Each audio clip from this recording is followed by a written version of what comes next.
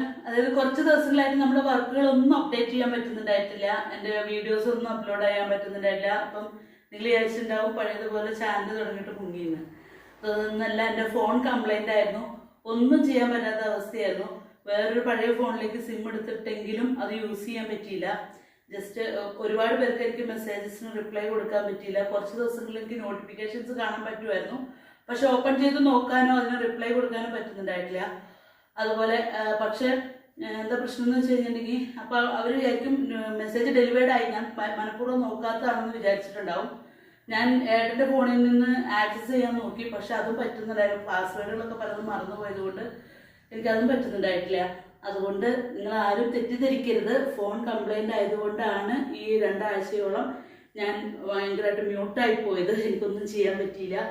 ഇപ്പം പിന്നെ ഞാൻ എൻ്റെ ഇടയ്ക്ക് ഫോട്ടോ എടുക്കാനോ പോസ്റ്റ് ചെയ്യാനോ ഒന്നും പറ്റിയിട്ടില്ല.